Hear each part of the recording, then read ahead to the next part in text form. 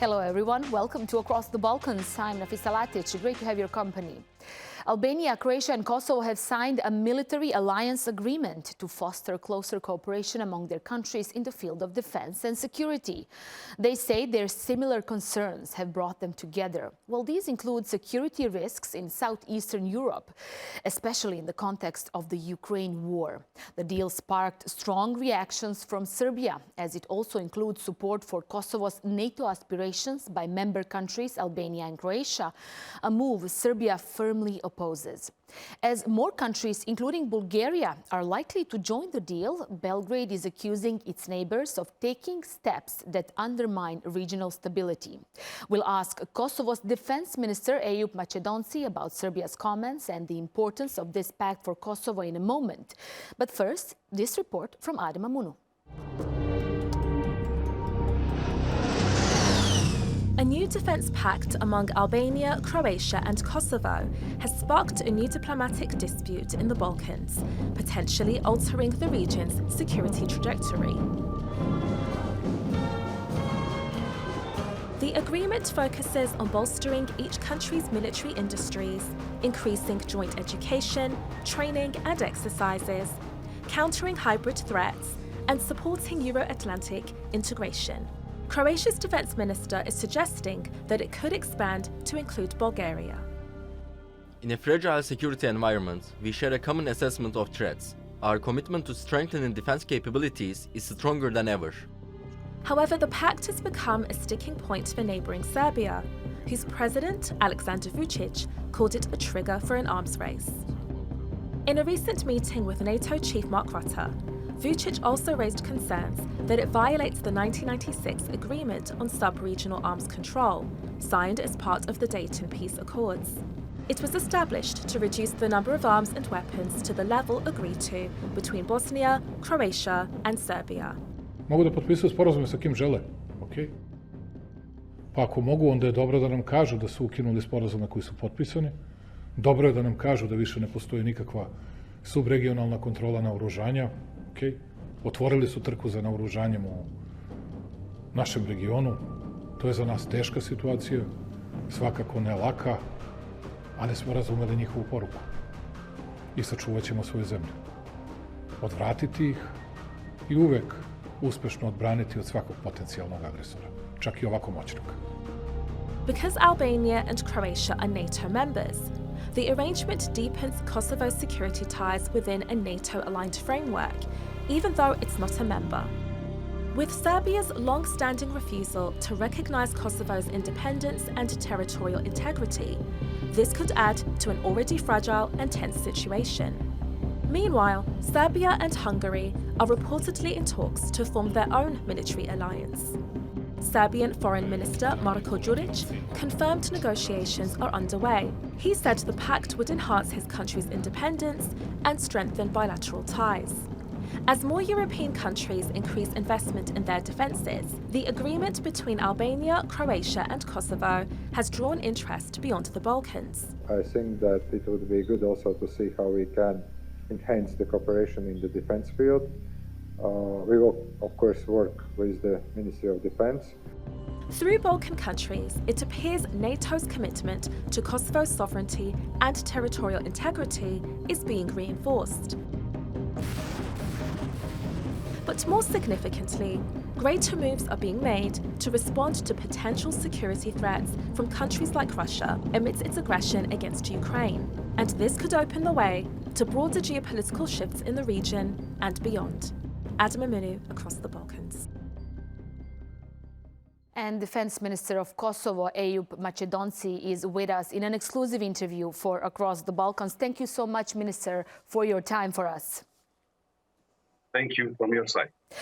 Firstly, how significant is this deal with Croatia and Albania for Kosovo's defence?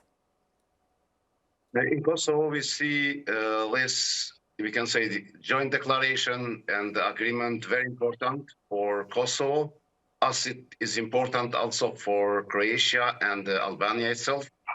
And for Kosovo, it's especially important because Everyone knows that we are building our defense capabilities. We are transforming our force into military force. And during this time, having special relations with two of NATO countries that are located in the region will help us to build our capabilities, military capabilities, but also to be able to kind of shape our path toward integration in NATO, which is kind of one of our main objectives in terms of security. Serbia has strongly criticized the deal, calling it a threat to regional stability. President Vučić is also saying that they might retaliate in a way that they could make deals with other countries, for example, Hungary. How do you respond to these claims? In reality, the main intention and aim of this trilateral agreement, if we can say, was specifically regional stability, peace and security. We never did any discussions between our three countries for any specific threat in the Balkans. The main idea of all this trilateral agreement is to build security, stability, and peace in this part of the world. And we know that Balkans many times was the arena of conflicts and many tensions. And having these cooperations is just contributing to the peace and security. The problem with Serbia is that sometimes having this hegemonic approach as they have toward others makes them to feel bad and to feel in the wrong situation when they see the cooperation between others and when they see balancing of powers in Balkans. Otherwise, the main idea of our agreement, if we can say, between our countries really is stability and contributing in order to build our joint capabilities in this very sensitive situation for the world. And having these joint capabilities and joint work together will help us to mitigate risks that can come from threats without naming them. What are the main risks and threats? What is the common security threat that brought these three countries together, as you said, two NATO members and Kosovo? There are a lot of threats that are posing, we can say, risks in the Balkans. We are inheriting a lot of, we can say, problems from the past. And unfortunately, a lot of them still are not solved, as it's not solved also the recognition of Kosovo by Serbia. Serbia still, it's seeing Kosovo as part of its territory and is supporting paramilitary and terrorist groups that try to conduct partially annexation of our territory 2 years ago and continuing to support these groups. We have also influence of other actors such as Russia in the Balkans and other actors that are using this fragile security situation in order to destabilize Balkans and to, we can say, do obstacle on its path toward integration in European Union and NATO. How significant was the timing of this deal, as it happens now when there's a lot of discussion on the future of Ukraine as well? I believe that this was the right time to do this kind of cooperation between countries that are sharing same values and same interests, specifically Albania, Kosovo, and Croatia.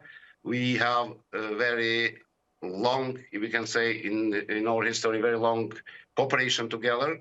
We are sharing a lot of values together and seeing all this fragile security situation in the global dimension, but also in regional one, and seeing that really the future is not promising peace on short term. It's very important to have this cooperation between countries that really are sharing same values, are sharing same interests, and are having historical ties. Seems like you're worried, all these three countries, and they want to protect themselves. But I do want to ask you about how will this work in practice? Is this just a political agreement, or you will have some trainings together, joint exercises, and what is the plan here in case of, let's say, something happens in the Balkans regarding stability? What does that mean for these three countries that signed the deal? With the joint declaration that we signed up together, there are priorities for what we kind of agreed to work on them. And there are 4 priorities in general. The first one is to promote and to develop our military capabilities, including co-investments and working together in the military industry. The second one is interoperability between our forces, which means we will do training, we will do exercises together with the aim to make our military units understand each other and work with each other in any environment.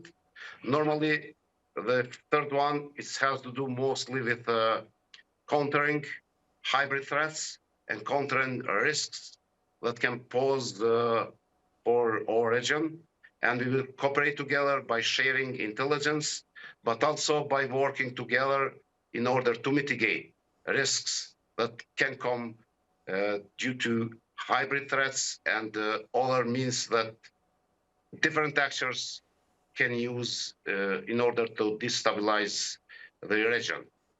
The third and fourth one is normally the main one for Kosovo, we can say, because it's addressing the support of Croatia and Albania for Kosovo on its path toward integration in NATO and other regional initiatives. So is this deal welcomed by NATO and EU and other international partners that Kosovo has?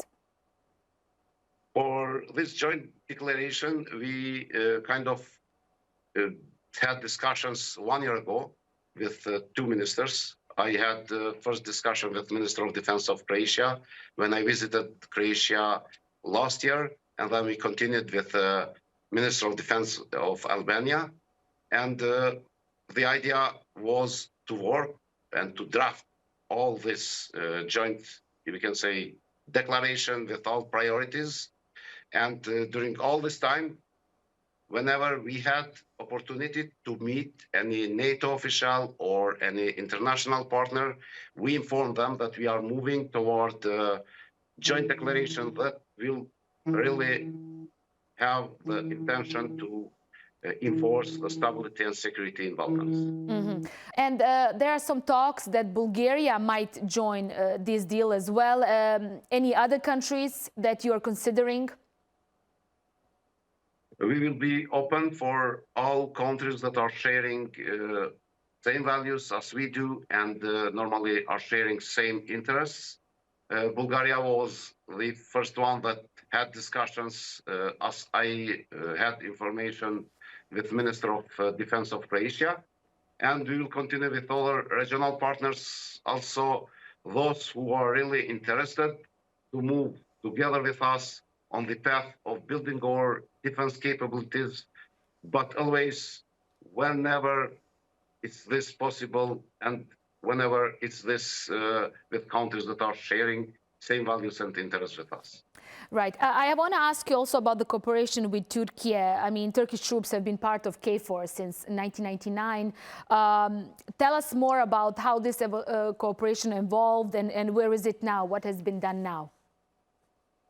As Ministry of Defense and the Kosovo Security Force, we have special relations with the Republic of Turkey and also with Turkish military units. We did last year on January the agreement with Minister Yaşar Güler regarding to our military cooperation. It was first agreement that addressed many things and many cooperations that we can do together. And that will serve as basement for us to continue deepening relations with Turkey. We are doing a lot in military industry. Turkey will build for the first time our ammunition factory in Kosovo. We are procuring a lot of equipment from Turkey. We do a lot of trainings and exercises together. Normally, we are appreciating all the time the presence of Turkish KFOR in Kosovo that is contributing significantly on peace and security in Balkans. And is this, Minister, a strong message, the joint deal with Croatia and Albania, closer cooperation with Turkey? Is this a strong message to Serbia that Kosovo will not tolerate any more tensions in its north in the future, and the Kosovo as an independent sovereign state, possibly in the future a NATO member as well, is a reality? The intention of all this cooperation is not to address something and to message to something to specific country, but what I can say is message to everyone who is trying to destabilize a region or to do something against those countries and those people, that we, together with partners, as independent country, we are building our capabilities ready to defend our territory and people whenever this is required. And what do you see as the main security concerns for Kosovo at the moment? Normally remains Serbian hegemonic approach, not just toward Kosovo, but also toward all our, we can say, neighbors. Still, Serbia is promoting this hegemonic approach, still is promoting aggressive politics against neighbors with the intention to dominate the whole region. And in this regard, they are continuing to pose threat for our country. And Minister, you know, we are seeing a lot of changes when it comes to geopolitics, not just in the Balkans, but the EU is also stepping up its defense budget as well. Are these deals in some way a good way for the countries that are not EU or NATO members, like Kosovo, like Bosnia, to in some way protect themselves from the possible unrest and possible tensions? Normally, this is very welcome for Kosovo because with this, we are gaining more support from NATO countries and indirectly also from European Union, having in consideration that Croatia is part of European Union. But Kosovo also has good relations with many other European Union countries. Especially, we have good relations and special relations with the United States, and we are continuing to build our capabilities together with our partners. I see that we are not currently only consumer of security, we are also provider of security by being part of Ukrainian Defense Contact Group. We are continuing to support Ukraine and military in Ukraine in developing all their capabilities and fighting for their freedom. And one more last question. Do you expect that Trump administration, the new US administration, well, not so new as we are nearing 100 days, but do you expect to have a strong support for Kosovo's NATO and EU aspirations? We are continuing to have very special relations with the United States as Republic of Kosovo. I had 2 or 3 very important meetings last week with U.S. Army, Europe and Africa commander and other U.S. officials. And we are confident from them that we will continue to work together toward building Kosovo capabilities and strengthening our relations with the United States. So I don't expect any, we can say, changes in relations of United States with Kosovo, especially in defense domain. Minister Maqedonci, thank you so much for joining us on Across the Balkans and elaborating all this for us. I really appreciate, and thank you again for your time. Thank you so much.